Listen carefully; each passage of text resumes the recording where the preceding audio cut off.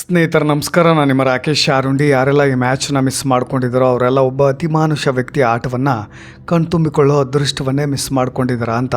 ಹೆಸರಿಗೆ ತಕ್ಕಂತೆ ವೈಭವದ ಆಟ.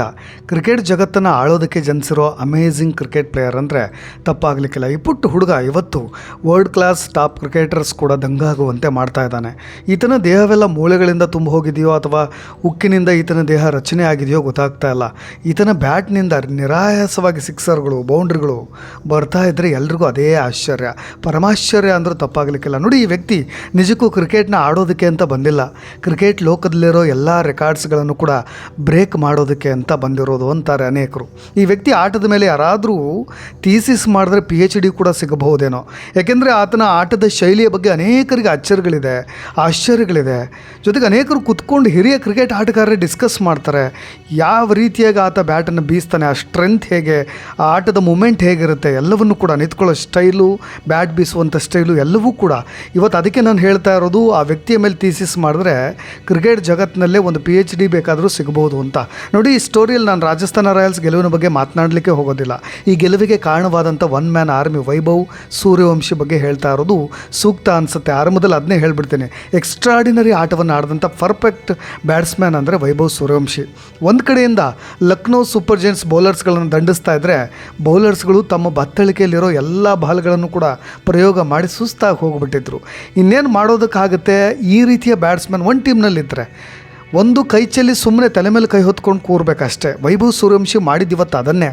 ಒಂದೇ ಸೀಸನ್ನಲ್ಲಿ 50ಕ್ಕೂ ಅಧಿಕ ಸಿಕ್ಸರ್ಗಳನ್ನು ಆಡಿದಂಥ ಮೊದಲ ಭಾರತೀಯ ಬ್ಯಾಟ್ಸ್ಮ್ಯಾನ್, ಅದು ಕೂಡ IPLನಲ್ಲಿ. Can you imagine? ಸಾಧ್ಯನೇ ಇಲ್ಲ.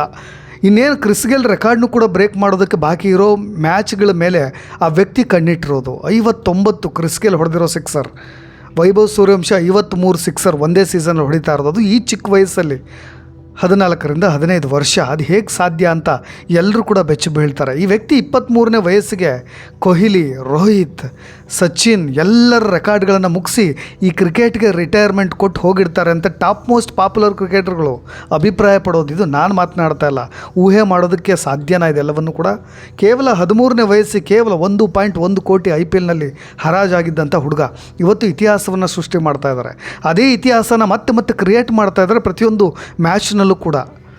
ನೋಡಿ, ಇವತ್ತಿನ ಮ್ಯಾಚ್ ಟಾಸ್ ಸೋತು ಬ್ಯಾಟಿಂಗ್ ಮಾಡಿದಂಥ LSG ತಂಡ 20 ಓವರ್ಗಳಲ್ಲಿ 5 ವಿಕೆಟ್ ಕಳೆದುಕೊಂಡು ಬರೋಬ್ಬರಿ 220 ರನ್ ಗಳಿಸಿದ್ದು.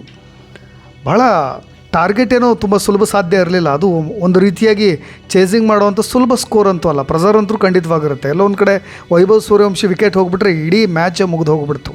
ಈ ಬೃಹತ್ ರನ್ಗಳ ಗುರಿಯನ್ನು ಬೆನ್ನಟ್ಟಿದ್ದು RR. ಕೇವಲ 19.1 ಓವರ್ಗಳಲ್ಲಿ 3 ವಿಕೆಟ್ ಕಳೆದುಕೊಂಡು ಈ ಗುರಿಯನ್ನು ತಲುಪಿದ್ದು ಸಿಕ್ಕಾಪಟ್ಟೆ ಥ್ರಿಲ್ಲಿಂಗ್. ಅದು ಒಂದು ರೀತಿಯಾದಂಥ ವೈಭವದ ಆಟ. ಅಲ್ಲಿ ನೆರೆದಿದ್ದಂಥ ಎಲ್ಲ ಪ್ರೇಕ್ಷಕರಿಗೂ ಕೂಡ ಒಂದು ಅದ್ಭುತವಾದಂಥ ಅನುಭವ. ಜೈಪುರದ ಸವಾಯಿ ಮಾನ್ಸಿಂಗ್ ಕ್ರೀಡಾಂಗಣದಲ್ಲಿ, ಇದೇ ಕ್ರೀಡಾಂಗಣದಲ್ಲಿ ಡಬಲ್ ಸೆಂಚುರಿ ಕೂಡ ಇದೇ ವೈಭವ್ ಸೂರ್ಯವಂಶಿ ಹೆಸರಿನಲ್ಲಿದೆ. ನೋಡಿ, ಅದನ್ನು ಇವತ್ತು ಮತ್ತೆ ರಿಪೀಟ್ ಮಾಡಿದ್ರೆ ಅಷ್ಟೇ. IPL 2026ರ 64ನೇ ಪಂದ್ಯ ಇವತ್ತು. ಬಾಕಿ ಇರತಕ್ಕಂಥ 5 ತಂಡಗಳು ಟಾಪ್ 4 ಪ್ಲೇಸನ್ನು ಏರೋದಕ್ಕೆ ಯಾವ ಮಟ್ಟಿಗೆ ಸಿಕ್ಕಾಪಟ್ಟೆ ಸರ್ಕಸ್ ಮಾಡ್ತಾ ಇದ್ದಾವೆ ಅಂತ. ಇಡೀ ಸೀಸನ್ ಈ ರೀತಿಯಾಗಿ ಯಾವ ಸೀಸನ್ನು ಕೂಡ ಆಗಿರಲಿಲ್ಲ. ರಾಜಸ್ಥಾನ ರಾಯಲ್ಸ್ ತಂಡ ಲಕ್ನೋ ಸೂಪರ್ ಜೈಂಟ್ಸ್ ವಿರುದ್ಧ 8 ವಿಕೆಟ್ಗಳ ಭರ್ಜರಿ ಜಯ ಕಂಡಿದ್ದು ಇವತ್ತು ಇಡೀ ಕ್ರಿಕೆಟ್ ಜಗತ್ತಿನ ಅಭಿಮಾನಿಗಳೆಲ್ಲರೂ ಕೂಡ ಒಬ್ಬ ಆಟಗಾರನ ಬಗ್ಗೆ ಮಾತನಾಡುವಂತಾಗ್ಬಿಟ್ಟಿದೆ. ಅದು ಯಾಕೆ ಅಂದರೆ ಈ ಮ್ಯಾಚ್ನ ಗೆಲುವಿನ ದಡ ಸೇರಿಸಿದ್ದು ಇದೇ ವೈಭವ್ ಸೂರ್ಯವಂಶಿ. ಈ ಜಯದ ಮುಖಾಂತರವಾಗಿ ಪ್ಲೇ ಆಫ್ಗೆ ಹೋಗೋ ಕನಸನ್ನು ರಾಜಸ್ಥಾನ ರಾಯಲ್ಸ್ ಜೀವಂತವಾಗಿರಿಸಿಕೊಂಡಿದೆ. ವೈಭವ್ ಸೂರ್ಯವಂಶಿ ಕೇವಲ 38 ಎಸೆತಗಳಲ್ಲಿ 7 ಬೌಂಡ್ರಿ 10 ಸಿಕ್ಸ್ ಹೊಡೆದಿದ್ದು, 93 ರನ್ ಟೋಟಲ್ ರನ್. ಇದೇನು ಬರೀ ಆಟ ಅಲ್ಲ, ಎದುರಾಳಿ ತಂಡ ಧೂಳಿಪಟ ಅನ್ನೋ ಕಮೆಂಟ್ಸ್ಗಳು ಸಿಗ್ತಾ ಇರೋದು. ಕೇವಲ 12 ಪಂದ್ಯಗಳಲ್ಲಿ 43 ಸಿಕ್ಸರ್ ಚಚ್ಚಿ ಇತಿಹಾಸವನ್ನು ಬರೀತಾರೆ ಅಂದರೆ ವೈಭವ್ ಸೂರ್ಯವಂಶಿ. ಹೇಗಿತ್ತು ಲಕ್ನೋ ಆಟ ನೋಡ್ತಾ ಹೋಗೋಣ. ಅದಕ್ಕಿಂತ ಮೊದಲು ಟಾಸ್ ಸೋತು ಬ್ಯಾಟಿಂಗ್ ಆರಂಭಿಸಿದ ಲಕ್ನೋ ತಂಡಕ್ಕೆ ಜೋಶ್ ಇಂಗ್ಲೀಸ್ ಮತ್ತು ಮಿಚೆಲ್ ಮಾರ್ಷ್. ಯಾವಾಗಲೂ ಮಿಚೆಲ್ ಮಾರ್ಷ್ ಅದೇ ರೀತಿಯಾಗಿ ಹುಡುಕ್ತಾ ಇರ್ತಾರೆ. ಅದೇ ಭರ್ಜರಿ ಆರಂಭವನ್ನು ಕೊಟ್ಟಿದ್ದು. ಈ ಜೋಡಿ ಯಾವಾಗಲೂ ಕೂಡ ಸ್ಟ್ರಾಂಗಾಗಿ ನಿಂತ್ಕೊಳ್ಳುತ್ತೆ. ನೋಡಿ, ಈ ಆಸಿಸ್ ಜೋಡಿ ಇದೆಯಲ್ಲ, ಮೊದಲ ವಿಕೆಟ್ಗೆ 109 ರನ್ಗಳ ಜೊತೆ ಆಟ ಶುರು ಮಾಡಿದ್ದು. 9ನೇ ಓವರ್ ಯಶ್ರಾಜ ಪೂಂಜಾ ಇಂಗ್ಲೀಸ್ ಅವರನ್ನ ಬೋಲ್ಡ್ ಮಾಡ್ತಾರೆ. ರಾಯಲ್ಸ್ಗೆ ಇದು ಮೊದಲ ಬ್ರೇಕ್ ಅಂತ ಹೇಳ್ಬೋದು. ಇಂಗ್ಲೀಸ್ 29 ಎಸೆತಗಳಲ್ಲಿ 7 ಬೌಂಡ್ರಿ ಮತ್ತು 3 ಸಿಕ್ಸರ್ ನೆರವಿನಿಂದ ಟೋಟಲ್ 60 ರನ್ ಗಳಿಸಿದ್ರು. ನಂತರ ಬಂದಂಥ ನಿಕೋಲಸ್ ಪೋರನ್ ಕೂಡ ಕಳೆದ ಮ್ಯಾಚ್ನಲ್ಲಿ ಹೇಗೆ ಆಡಿದ್ರು ಅನ್ನೋದು ಗೊತ್ತೇ ಇದೆ. ಈ ಮ್ಯಾಚು ಕೂಡ 11 ಎಸೆತಗಳಲ್ಲಿ 16 ರನ್ ಗಳಿಸಿ ಮಾತ್ರ ನಿರ್ಗಮಿಸಿಬಿಟ್ರು. 13ನೇ ಓವರ್ನಲ್ಲಿ ಪೂರನ್ ಅವ್ರನ್ನ ಪೂಂಜಾ ಪೆವಿಲಿಯನ್ ಕಡೆ ಕಳಿಸಿಬಿಟ್ರು. ಇನ್ನು 3ನೇ ವಿಕೆಟ್ ಜೊತೆ ಆಟ ಇದೇ ಮಿಚೆಲ್ ಮಾರ್ಷ್ ಮತ್ತು ನಾಯಕ ರಿಷಬ್ ಪಂತ್ ಬಂದರೆ ಇತ್ತೀಚೆಗೆ ಯಾಕೋ ಅವ್ರು ಹೋಗೋವರೆಗೂ ನಾನು ಮನೆ ಹೋಗೋಕರ ಇನ್ನೊಬ್ಬರನ್ನ ಎಳ್ಕೊಂಡು ಹೋಗ್ತೀನಿ ಅಂತಾರಲ್ಲ, ಹಾಗೆ ಪಂತ್ ಈ ಮ್ಯಾಚ್ನಲ್ಲಿ ನಿಂತಿದ್ರು ಅನ್ನೋದು. ಕಳೆದ ಮ್ಯಾಚ್ ಕೂಡ ಅದೇ ರೀತಿಯಾಗಿ ಅವ್ರು ಮಾಡಿದ್ದು. 64 ರನ್ಗಳ ಜೊತೆ ಆಟ ಮಿಚೆಲ್ ಮಾರ್ಷ್ ಮತ್ತು ರಿಷಬ್ ಪಂತ್ ಅವರು. ರಿಷಬ್ ಪಂತ್ ಕೂಡ 23 ಎಸೆತಗಳಲ್ಲಿ 2 ಬೌಂಡ್ರಿ, ಸಿಕ್ಸರ್ ಸಮೇತ ಒಂದು 35 ರನ್ ಗಳಿಸಿ 20ನೇ ಓವರ್ ಮೊದಲ ಎಸೆತದಲ್ಲೇ ರನ್ಔಟ್ ಆಗ್ತಾರೆ ಅವರು. ಆರಂಭಿಕನಾಗಿ ಬಂದು ಕೊನೆಯ ಓವರ್ಗೂ ಕೂಡ ನಿಂತಿದ್ದು ಮಿಚೆಲ್ ಮಾರ್ಷ್. 57 ಎಸೆತ, 11 ಬೌಂಡ್ರಿ, 5 ಸಿಕ್ಸರ್, ಟೋಟಲ್ 96 ರನ್. ಅವರು ಈ ಬಾರಿಯೂ ಕೂಡ 100 ಹೊಡಿಲಿಕ್ಕೆ ಸಾಧ್ಯವಾಗಲಿಲ್ಲ. ಕಳೆದ ಬಾರಿಯೂ ಕೂಡ ಅದೇ ರೀತಿಯಾಗಿ ಆಗಿತ್ತು. ಕೊನೆಯ ಓವರ್ನ 5ನೇ ಎಸೆತದಲ್ಲಿ ರನ್ಔಟ್ ಆಗೋ ಮುಖಾಂತರವಾಗಿ ಅವರು ಶತಕವನ್ನು ಮಿಸ್ ಮಾಡ್ಕೊಳ್ತಾರೆ. ಇನ್ನು ರಾಜಸ್ಥಾನ ರಾಯಲ್ಸ್ ಪರ ಬೌಲಿಂಗ್ ಚೆನ್ನಾಗಿ ಮಾಡಿದ್ದು ಅಂದರೆ ಯಶ್ರಾಜ್ ಪೂಂಜಾ 35ಕ್ಕೆ 2 ವಿಕೆಟ್ ತಗೊಂಡ್ರು. ಇನ್ನು ಜೋಫ್ರಾ ಆರ್ಚರು 39ಕ್ಕೆ 1 ವಿಕೆಟು. ಸಂದೀಪ್ ಶರ್ಮಾ 43 ರನ್ ಕೊಟ್ಟರು. ಇನ್ನು ಬ್ರಿಜೇಶ್ ಶರ್ಮಾ ಅವರು 44 run, Sushant Sharma 46 run. Total ಸಿಕ್ಕಾಪಟ್ಟೆ ದುಬಾರಿಯಾಗಿದ್ದು ಈ 3 ಜನ ಬೌಲರ್ಗಳು. ಇನ್ನು ಕೊನೆಯ 3 ಓವರ್ಗಳಲ್ಲಿ ಕೇವಲ 26 ರನ್ ಕೊಟ್ಟಿದ್ದು ಎಲ್ಲೋ ಒಂದು ಕಡೆ ರಾಜಸ್ಥಾನ ರಾಯಲ್ಸ್ಗೆ ಸ್ವಲ್ಪ ರಿಲೀಫ್ ಅಂತ ಅಂದ್ಕೊಳ್ಬೋದು. ಟೋಟಲ್ ಲಕ್ನೋ 240ರಿಂದ 250 ದಾಟುತ್ತೆ ಅಂದ್ಕೊಂಡಿದ್ವಿ, ಅದಾಗಲೇ ಇಲ್ಲ. ಯಾಕೆಂದರೆ ಕೊನೆಯ ಓವರ್ನಲ್ಲಿ ಆರ್ಚರ್ ಕೇವಲ 5 ರನ್ನನ್ನು ಕೊಟ್ಟಿದ್ದು.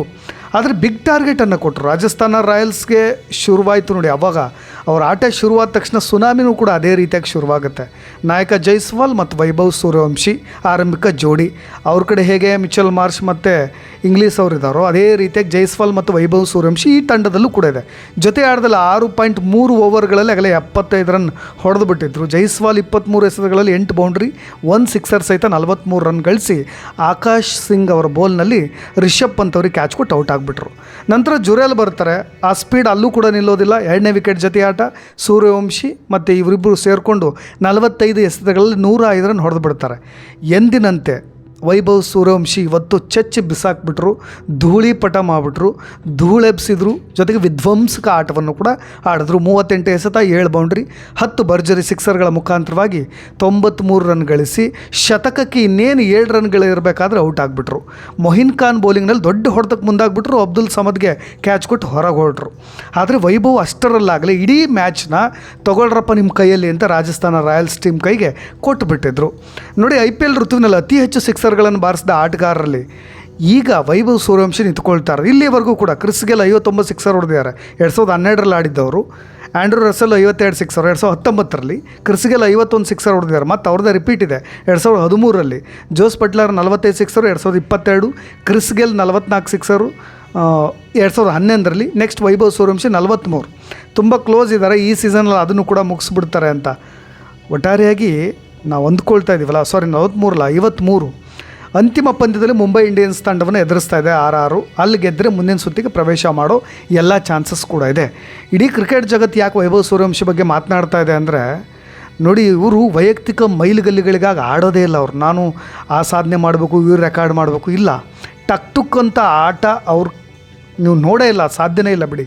ಇನ್ನು ಸ್ಟ್ಯಾಟ್ ಪ್ಯಾಡ್ ಆಟನೂ ಕೂಡ ಅವ್ರು ಆಡೋದಿಲ್ಲ. ಎದುರಾಳಿ ತಂಡದ ವಿಕೆಟ್ ಬಿದ್ದಾಗ ಬೀದಿ ನಾಯಿಗಳು ಬೊಗಳ್ತಾವಲ್ಲ, ಆ ಥರ ಬೊಗಳ್ಕೊಳ್ತಾ ನಿಂತ್ಕೊಳ್ಳೋದಿಲ್ಲ. ಇತರ ಕ್ರಿಕೆಟಿಗರನ್ನ ಅವ್ರು ಯಾವತ್ತೂ ಕೂಡ ನಿಂದಿಸಿಲ್ಲ. ಜೊತೆಗೆ ನಿಸ್ವಾರ್ಥ ಕ್ರಿಕೆಟಿಗ ಅಂದರೆ ತಪ್ಪಾಗಲಿಕ್ಕಿಲ್ಲ. ಅದಕ್ಕೆ ವೈಭವ್ ಸೂರ್ಯವಂಶನ ಯಾಕೆ ಹೊಗಳ್ತಾ ಇದ್ದೀನಿ ಪದೇ ಅನ್ನೋದು ಇದೇ ಕಾರಣಕ್ಕೆ. ನೋಡಿ, ನೀವು ಪಾಯಿಂಟ್ಸ್ ಟೇಬಲ್ನ ಹಾಗೆ ಸೂಕ್ಷ್ಮವಾಗಿ ಗಮನಿಸೋದು. ಸ್ವಲ್ಪ ಹೈಲೈಟ್ಸ್ ಹೇಳ್ಬಿಡ್ತೀನಿ. RCB, ಗುಜರಾತ್ ಟೈಟಾನ್ಸ್, SRH ಈಗಾಗಲೇ ಕ್ವಾಲಿಫೈಡ್ ಆಗಿದ್ದಾವೆ. ಟಾಪ್ 3ಯಲ್ಲಿ ಅವರು ಇದೆ. ಇನ್ನು ಹೊಡೆದಾಡ್ತಾ ಇರೋದು 4ನೇ ಸ್ಥಾನಕ್ಕಾಗಿ. ನಿಮಗೆ RCB 18 ಪಾಯಿಂಟ್ ಇದೆ, ಗುಜರಾತ್ ಟೈಟಾನ್ಸ್ 16 ಪಾಯಿಂಟ್ ಇದೆ, SRH 16 ಪಾಯಿಂಟ್ಸ್ ಇದೆ. ಅವ್ರನ್ನ ಟಚ್ ಮಾಡೋ ಅಗತ್ಯವೇ ಇಲ್ಲ. ಇನ್ನು ನೆಕ್ಸ್ಟ್ ಟೇಬಲ್ನಲ್ಲಿರೋದು RR 13 ಮ್ಯಾಚ್ ಆಡಿದ್ದಾರೆ. ಇನ್ನೊಂದು ಮ್ಯಾಚ್ ಆಡಬೇಕು. ಅವ್ರದ್ದು ಪಾಯಿಂಟ್ಸ್ 14 ಇದೆ. ಪಂಜಾಬ್ ಕಿಂಗ್ಸು ಅಷ್ಟೇ 13 ಮ್ಯಾಚ್ ಇದೆ, ಪಾಯಿಂಟ್ಸ್ 13 ಇದೆ. ಅವರು ಇನ್ನೊಂದು ಮ್ಯಾಚ್ ಗೆದ್ದರೆ ಪಂಜಾಬ್ ಕಿಂಗ್ಸು ಆವಾಗ 15 ಆಗುತ್ತೆ. RR ಏನಾದರೂ ಇನ್ನೊಂದು ಮ್ಯಾಚ್ ಗೆದ್ದರೆ ಅದು 16 ಆಗುತ್ತೆ. ಸೊ ಹಾಗಾಗಿ ಇಲ್ಲಿ ಸೂಕ್ಷ್ಮ ಗಮನಿಸು. ಇನ್ನು CSK ಕೂಡ 13 ಮ್ಯಾಚ್ ಆಡಿರೋದು. ಇನ್ನೊಂದು ಮ್ಯಾಚ್ ಇದೆ, ಅವ್ರದ್ದು 12 ಪಾಯಿಂಟ್ಸ್ ಇದೆ. ಅದು ನೆಕ್ಸ್ಟ್ ಇನ್ನೊಂದು ಮ್ಯಾಚ್ ಗೆದ್ದರೆ 14 ಆಗುತ್ತೆ. ನೆಕ್ಸ್ಟ್ ಮ್ಯಾಚ್ RR ಸೋತ್ರೆ CSKಗೆ ಚಾನ್ಸು. ನೆಕ್ಸ್ಟ್ ಪಂಜಾಬ್ ಕಿಂಗ್ಸು ಎಲ್ಲರೂ ಸೋತ್ರೆ CSK ಚಾನ್ಸು. ನೋಡಿ, ಈ ಚಾನ್ಸ್ಗಳ ಮೇಲಿನ ಪಾಯಿಂಟ್ಸ್ ಪಟ್ಟಿ ನಾನು ಹಾಗೆ ವಿವರಗಳನ್ನು ಕೊಡ್ತಾ ಇರೋದು. ತುಂಬ ಟೆನ್ಷನ್ಗಂತರೂ ಹೋಗಿರೋದು. ಪಾಯಿಂಟ್ಸ್ ಟೇಬಲ್ನಲ್ಲಿ ಏನು ಬೇಕಾದರೂ ಮ್ಯಾಜಿಕ್ ಆಗ್ಬೋದು, ಏನು ಬೇಕಾದರೂ ಆಗ್ಬೋದು ಅನ್ನೋದನ್ನು ನಾವು ಅದಕ್ಕೆ ಊಹೆ ಮಾಡ್ತಾ ಇರೋದು. ಟೋಟಲಿ ಈ ಸೀಸನ್ನಲ್ಲಿ ವೈಭವ್ ಸೂರ್ಯವಂಶಿ ಮಾತ್ರ ಇಡೀ ಕ್ರಿಕೆಟ್ ಜಗತ್ತಿನ ಆಟಗಾರನೆಲ್ಲ ನಿದ್ದೆಗೆಡಿಸ್ತಾ ಇದ್ದಾರೆ. ಈ ವ್ಯಕ್ತಿ ಏನು ಆಡ್ತಾ ಇದ್ದಾರೆ ಅಂತ ಇಡೀ ಇಲ್ಲಿವರೆಗೂ ಬಂದು ನಿಂತಿದ್ರೆ ಅದಕ್ಕೆ one and only one man ಆರ್ಮಿಯಾಗಿ ನಿಂತು ಆಡಿದಂಥ ಆಟಗಾರ ವೈಭವ್ ಸೂರ್ಯವಂಶಿ. ಈ ಎಲ್ಲ ಕ್ರೆಡಿಟ್ಸು ಕೂಡ ಅವರಿಗೆ ಸೇರಬೇಕು, ಅವರಿಗೆ ಸೇರುತ್ತೆ ಕೂಡ ಅನ್ನೋದನ್ನ ಮತ್ತೊಮ್ಮೆ ಒತ್ತು ಹೇಳ್ತಾ, ಇನ್ನಷ್ಟು ಅಪ್ಡೇಟ್ಸ್ಗಳೇನಾದರೂ ಇದ್ದರೆ ಖಂಡಿತವಾಗೂ ಬರ್ತೀನಿ ಅಂತ ಹೇಳ್ತಾ ಧನ್ಯವಾದ.